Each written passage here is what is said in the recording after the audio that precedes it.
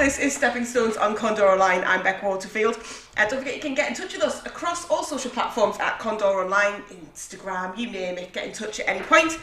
What is this show all about though? Well, each week I'm joined by business owners, entrepreneurs, inspirational people and those in the public eye to find out what makes them tick, what drives them, what inspires them, and the journey they've been on that's led them to where they are now, the stepping stones to their success. It's a real-life look at the people who make Merseyside such a great place to work, live and play. Week 4, very excited to have with us Becky from Hearty's Crafts. Hi. How are you? I'm good. Thank you for coming along. No problem. I'm quite impressed that I've been as an inspirational person. I didn't say which one of the categories you fell under. Yeah. No, you are. So, like I said, that's what this is all about. It's life stories. It's find out a little bit about what makes you tick. And we'll find out a bit more about the business that you own and run later. But we're going to go back in time a little bit. Okay. Just a little bit to when you were at school. Yeah, it's not that long ago. Exactly, that's what I said, only a little bit. Do you remember when you were, obviously you remember when you were at school, but did you have any ambitions or thoughts of what you wanted to be? I might surprise you now. Okay. So the plan was always to go and do art in college, always. So I was going to leave the school, go and do art, and then after that I wanted to join the army. Really? My brother did 22 years in the army, so he was always away, and I think, looking back now, I think I just wanted to like have a little bit of an insight into what he was doing while he wasn't at home and stuff, so that was the plan. Go and do art college and then go off to the army. Combine the two? quite glad that didn't happen, but yeah. So when I was in college doing art, so the plan had kind of followed through, went over to sign up and they weren't recruiting at that time. It's a bit of a relief now, but yeah, so I was told to come back when they're recruiting, and by that point I was pregnant with my my eldest. Yeah. So it was kind of, that was the last year of college, so the plan had kind of exploded. And, so was art something right from a young age that you were interested in? Is that something even through primary school, that was where your focus was? You didn't have all these mad dreams of being an astronaut or... Nope. No, I didn't know what I wanted to do, but art was always, in junior school I would always be the one that people would come to like, if we were doing projects I'd have to do the writing at the top and, drawing, I'd do like the front covers of the programmes if we were doing school plays and stuff like that, so it was always a huge thing, just spare time, drawing, that's just, yeah. So army didn't work out. No. Art college did, so that was good. And then you're pregnant, like you say, with your eldest. How did that affect you? Did it affect you at all? Not really. Obviously, I was 18 years old, so I was scared. But you kind of just have to deal with it because it's happening, and that's that. And at that point, I'd already started working in the hotel, so I was working in the hotel to get me through college, doing breakfast shifts, and then I moved on to evening shifts. So I was pretty much going to college from 9 o'clock in the morning, finishing at like 4, coming home, getting changed, going back out to work till like get home about midnight. Wow. So that was my life for like 3 years. Then I had Katie in the August, so I took a year out and had her till she was about 1, and then I went back to the hotel. And I moved downstairs to work on switchboard. I was switchboard operator, so answering the phones, and it was great. I loved it. It was, you got to do a bit of reception, but it was mostly working on the phones. And it's a hard going slog working in a hotel. I think it's one of these, it's a very kind of underestimated profession. You've got to deal with so many people in so many different moods. Yeah, everything that I did, so I was working on switchboard, so then it was kind of like, I want to work on reception, I want the uniform, and I want to look all fancy on reception and whatever, and obviously it isn't as glamorous as it never is, is it? No. So I ended up going on to reception, and I was doing Saturdays, and then I started doing part-time in the back office, which anyone who works in a hotel, anywhere else, they always aim to go in the back office. So reservations, conference and events, finance, all that. So I started doing part-time reservations. What's the pull about the back office? I'm intrigued. Is this like staff room at school where all the stuff goes on? It's just I think everybody else in the hotel is kind of a bit like, oh, they work in the office. It's a bit, it's just where you want to be. It's where you're going to get your career. That's, you know, if you want to make it a full-time job and a career, that's where you've got to go. So part-time reservations. So I did bit of switchboard still, and I was kind of just, obviously Katie was about 2 at this point. And I got offered full-time reservations, which was brilliant. There was my 9 to 5. I was in, and it was going well, and yeah. So I then bought my house, bought my first house. So I was about 24 by this point, and the next plan of action was I wanted to be a paramedic. I mean, I don't think small, like. So I looked, you don't think in a logical line either, which is great. No. So I really wanted to be a paramedic because I'd got to a point where, as much as I loved my job, and you know, it didn't particularly pay well, but I loved doing what I was doing. I came home every night and I thought, just haven't achieved anything today. Like, I want to come home and be like, you know, I've actually done something with my day productively, like, you know, save someone's life, or you know, brought a baby into the world, or something that was like. Feel like you've made a bit of a difference. Yes. Yeah. So I looked into that, and the plan was I wanted to be qualified when I was 30. So when I started looking into it, the only university really that did the course was Warwickshire. I had a young baby that just wasn't going to happen, so unfortunately that kind of got sidelined. And in hindsight, I don't work well under pressure, and I don't like blood. I'm spotting 2 issues with the army career and also being a paramedic. Yeah, so it became apparent that just wasn't going to be for me, and I still at this point think I wish I'd done it. I wish I'd just done it, and even if it didn't work, then I could say, well, I tried it and it didn't work, because there is in the back of my mind still that it's one of those things, isn't it? What's that old saying? You don't regret things you have done, it's the things you haven't done, isn't it? Yeah, And it's that what if. Because I watch programmes on it, and I just think they're just wonderful people, and but yeah, I'm too emotional and I don't work well under pressure and stress, so it probably wouldn't be a good career move. So I kind of carried on doing what I was doing, and I wanted to be reservations manager. So the kind of the way that would work was you go from reservations coordinator, reservations manager, to revenue manager. So that revenue manager was like the big end game. That's what I wanted to do. And the reservations manager at the time got promoted to revenue manager. So I was like, here's the plan. This is mine.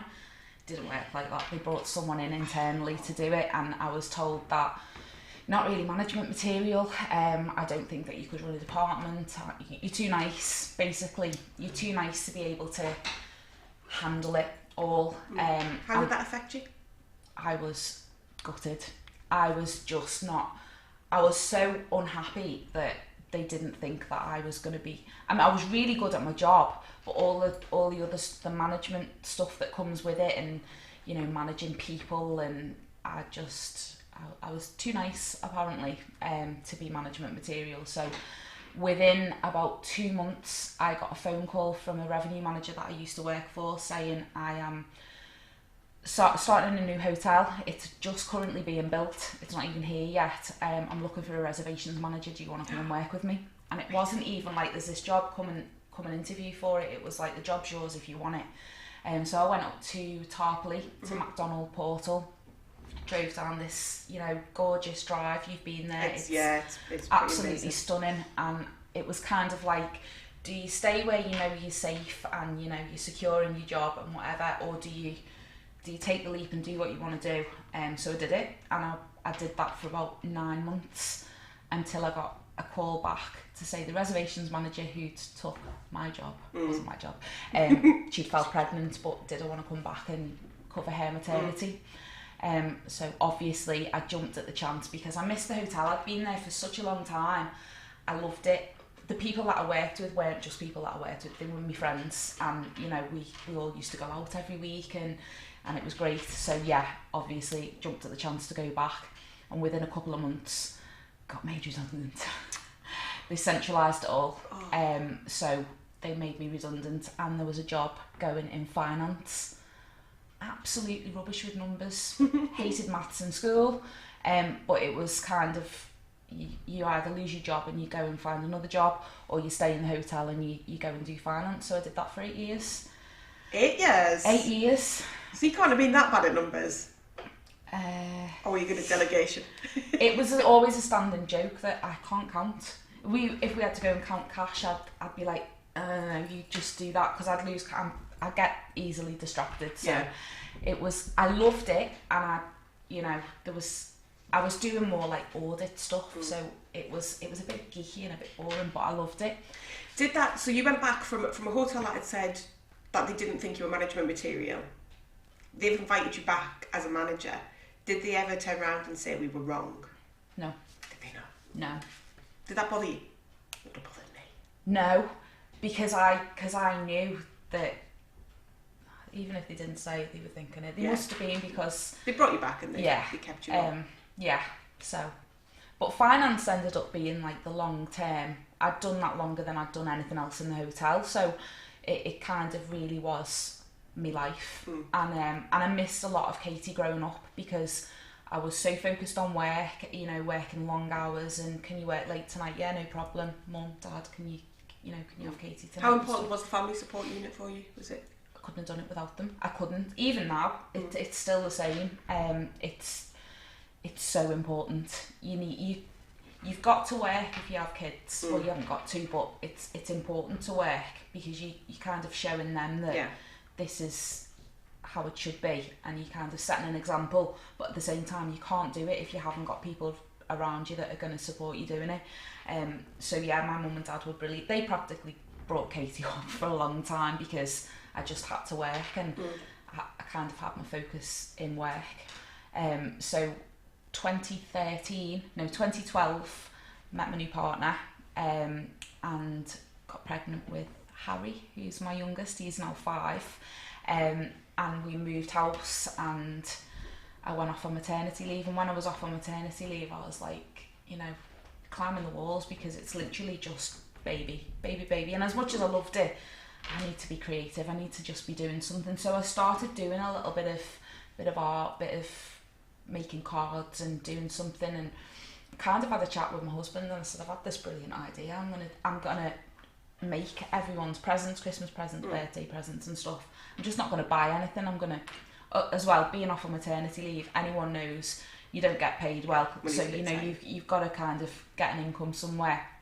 So I started doing that, and it became very apparent very quickly that I could make money from it. So what did you make? I'm intrigued. I want to do this. I'm dead tight. I made plaques. I was making like little wooden plaques. So buying plaques off eBay for like, 50 for like £10 or something, and just painting them, and putting crafty bits on them and making them look pretty, and people wanted to buy them.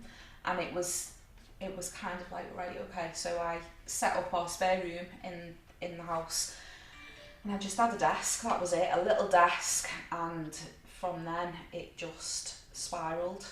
So in when did I get married? 2016.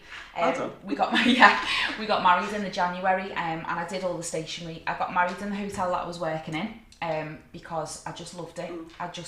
It had been part of my life since I was 17 years old, so I loved it. I knew how well they did weddings. The venue was just beautiful, so we got married there. So I'd done all the stationery, and the conference and events manager said to me about a week later, "Did you do all your stationery yet?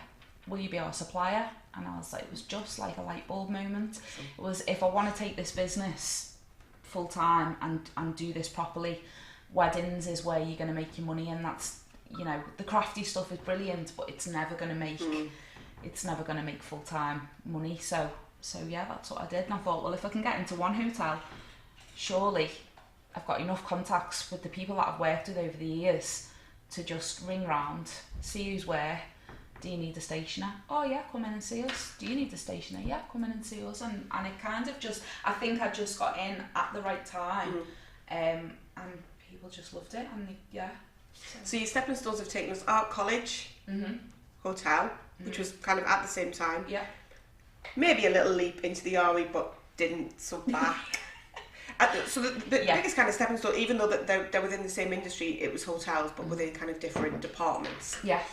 And then the jump into stationery, it's a very brave thing to do. As because I run my own business as well, and there's a fine line between bravery and stupidity, and I vary between the two. At the time, it didn't feel brave.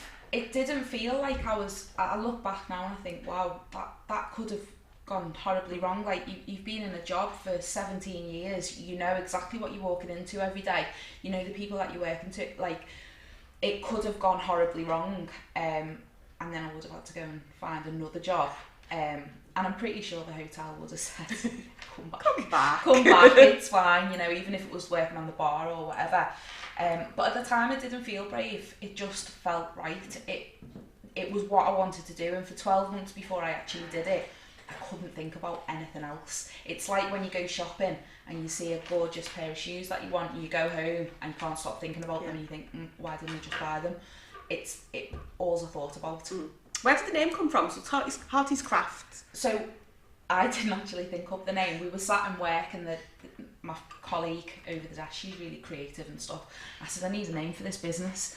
So she started writing down ideas, and obviously my kids are Katie and Harry. So Hearty's is half a Harry, half a Katie. Craft. I mean, I've known you for a while, and I didn't actually know where that came from. That's fab. That's really nice. I'm just a little bit disappointed that I didn't think of it, and I can't take the credit for it. But yeah, can't have another one now though. No, that's not another part business. Of the plan anyway. No, a rebrand. Yeah. Eventually, I do want to rebrand, and I want to cut the craft out and just have it as Hearty's. But I think that's like 5 years. I think. I love that you've got plans. It's great, because I think, I mean, it's one of those jokes, isn't it, that everyone in business kind of wings it a little bit, but it's nice when people have goals. I wing it a lot. Yeah. I do wing it a lot, and I look back now and I think, because people say, oh my God, do you wish that you'd done it sooner? Don't think I could have done it sooner, to be honest. You know, I had a little girl, I had bills to pay, it just wouldn't have worked. Financially, it's the hardest thing I've ever done. So it just wouldn't have worked. So now, it's just the best thing I ever did. I think a couple of times you've mentioned, once when you were talking about the hotels, and the fact hotels, they don't pay, you know, brilliant wages. Especially when you're starting off, those starting salaries are quite poor, to be perfectly honest, which is just industry standard. It's nothing against anywhere where you work, but you enjoyed it and you loved the people. And then you said again, running your own business, it's not about, you've got to have the money because you've got to pay bills, but it's about the passion for what you do. Yeah, definitely, 100%. You couldn't put your heart and soul into something that you're not passionate about.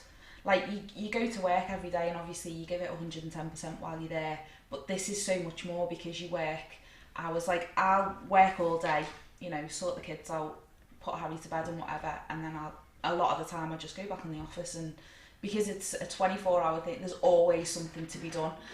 But yeah, it definitely isn't $1 million business what I'm in, definitely not. But at the same time, the pros definitely outweigh the cons. Definitely. What's the best thing?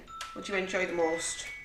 I love being flexible. I love my own time. I love being able to, because I'd worked such a long time focusing on a career that was making other people money, and I was just getting a salary at the end of it. I missed out on so much of Katie growing up. So when Harry obviously was born and I decided to do this, I just thought, I don't miss anything now. I get to go to his plays, I get to go and watch him sports day and take him to school and pick him up, and I can work around everything now. Even Katie sees me a little bit more, much to her. What about the hardest thing? What do you struggle with the most? Finances, 100%.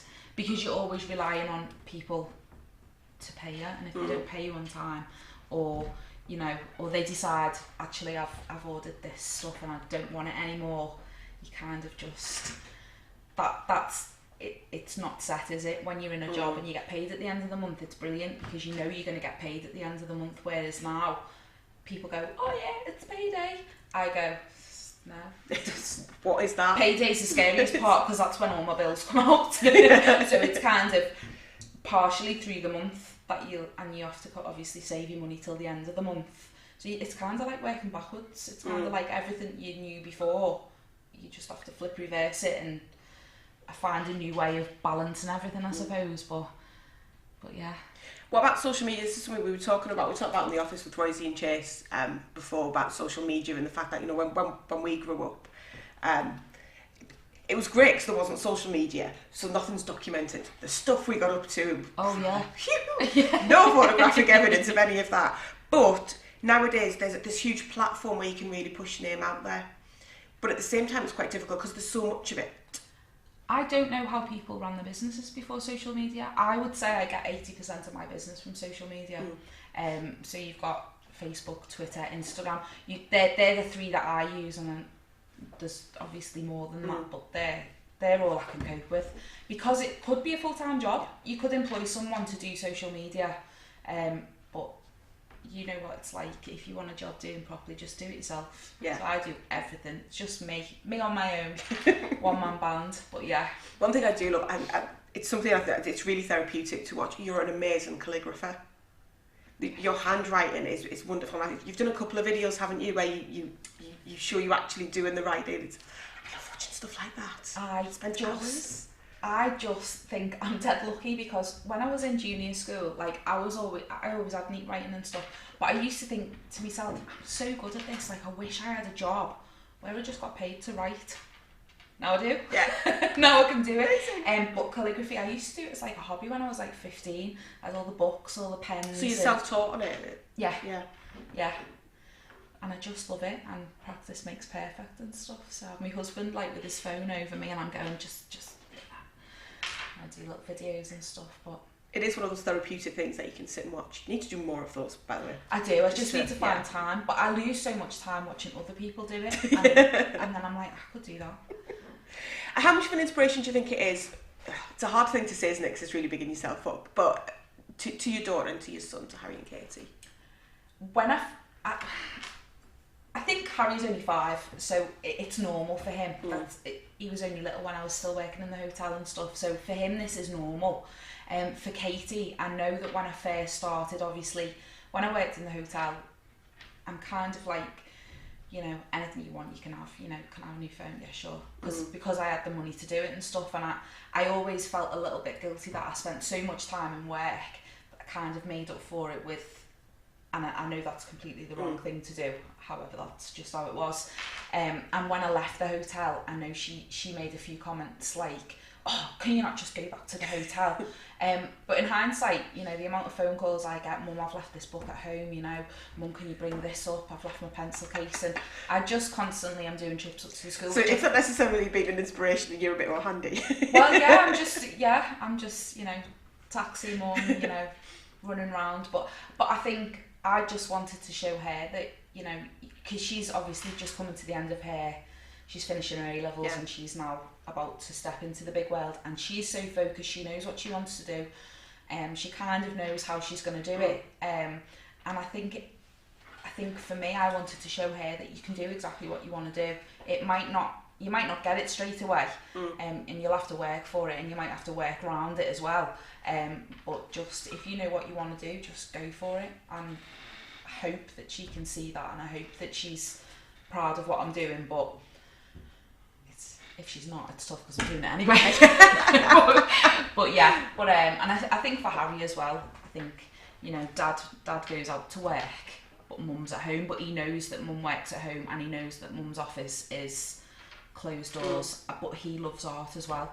So he's like, Mum, he'll come in and he'll be like, wow, it's like an Aladdin's cave.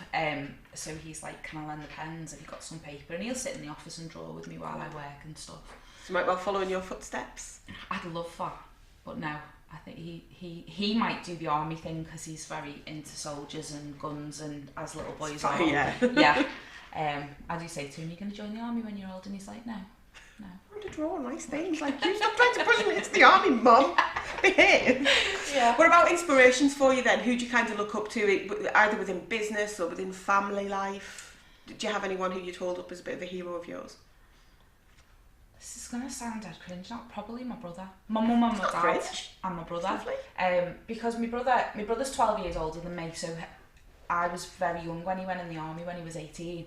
And he just was never there, and it was kind of like a bit of a novelty, like, oh, And it's a standing joke in our house, like Mummy's Little Soldier. He's the favourite, Mummy's Little Soldier and stuff. Obviously, my mum cries. We don't have favourites and stuff. But yeah, my mum and dad, like they're just lovely. They're just a normal couple who, you know, just do the best for the kids and stuff like that. And I think if you can grow up to, I aspire to be like my mum and dad, just have a normal family where your kids are happy, and that's it really. See, you said that's cringe. I don't think that's cringe at all. I think it's really nice that people have idols and respect people within their own family circles. It's not all about, cause what you see a lot of now, it's all, my hero's such and such off Love Island or such and such, and you just think, why? I mean, as much as I love Love Island, it's there's no. You can leave now. There's no one that this interview nearly over. There's no one that would aspire to be. I mean, maybe have their figures and stuff, but not. But no, I think my brother, 22 years in the army is a massive. It's a career, and you know he did like Bosnia, Gulf, got shot in the Gulf. Yeah, by his co-driver.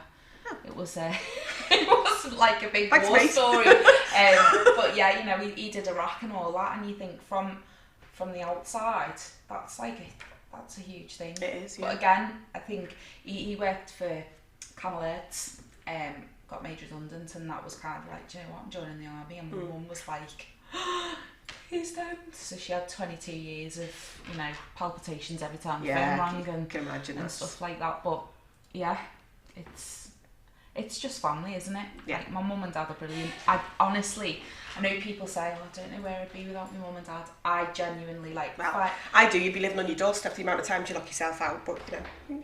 Yeah, both next door neighbours have got spare keys. Yeah.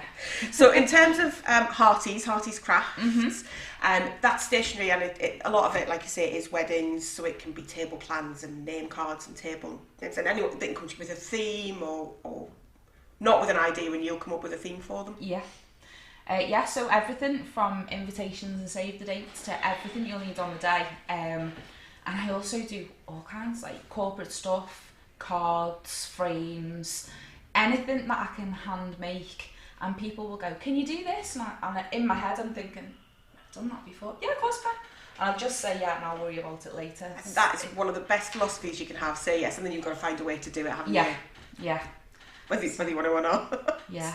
But you just think, you know, you've just got to make it work, haven't you? Because you've put so much time and effort into it. And there has been times where I've gone, do you know what? I don't know if I can do this anymore. I need a normal job. But then the thought of going back and doing a normal job is like, no, I don't think I could do that. So you think you've just got to keep ploughing through, and you do have days or weeks where, you know, you haven't got a lot of business, or, you know, the phone's not ringing, no one's messaging, and you think, maybe this is it. You don't know when it's going to stop, but you just have to keep ploughing through because you've just put so much into it.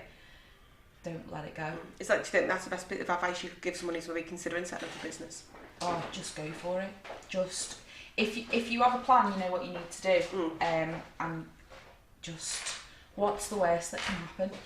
The best bit of advice that my dad gave me, because I thought my dad was going to say, oh, you know, even your job that you've been in for 17 years, you know, I don't think this is a very good idea. And he basically just turned around and said, it's just a job. What's the worst that can happen? If it doesn't work, you just go and get another job. And I thought, you know what, it's true. Unless you're in a career and, you know, you're focused and you're driven and you know where you're going, it is just a job and it's just earning you money. So, you know, go and try it. What's the worst that can happen? If it doesn't work, you just go and get another job. Simple, and if it does work, powerful. Yeah, but if it does work, amazing things can happen. I wouldn't change it now. Definitely not. I'm having a ball. And then just looking at plans, because you're a planner. 5 years? Actually not a planner. I'm not, you know, that's the only plan that I've got. You keep saying plans, though. I plan like 12 months. Yeah. So I just look back at last year and think, right, okay, we've just got to beat last year. It's all very, I think because I've spent such a long time with budgets and forecasts and looking at it, that there is a part of that comes into it, but not too far ahead. Just kind of deal with, you know, 3 months or whatever. The only long-term plan I've got is to rebrand as Hearties, and that came about very, very quickly because I was like, why did I put craft on the end of it? Like, I don't particularly like Hearty's Craft. I just like Hearty's, so it is always referred to as Hearty's, but technically it's Hearty's Craft.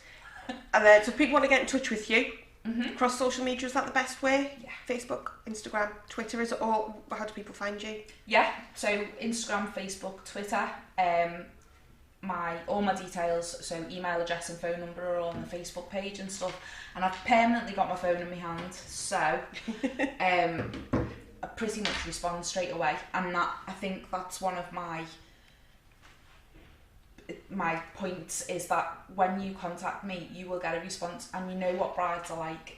They email you at 11 o'clock at night and they're sitting there going, well, I need to know now because I'm looking at it now, and I will, unless I'm asleep, pretty much. And I don't do out of office, I can't do it. There's no way that you can miss a message, and I can't see a message and not. No, the kind of the wedding industry is a bit more of a vocation. I think. And it's Hearty's Craft, Harties. So if you do want to find Becky, get in touch with them and watch those amazing calligraphy videos. Honestly, can't I will. Amazing. There is just for me. to do I don't more. even care if you don't put them online. Just send them to me. I'm just like, oh, that's so lovely. Becky, listen, thank you so much. It's been lovely having you join us. Thank you. So yeah, Hearty's Craft, you can find it across all the social media platforms. Get in touch for all of your stationery needs. And if you want to get in touch with us at any time, you can do. Stepping Stones, you can use that hashtag Condor Online across all of the social platforms as well. And we'll see you back next week.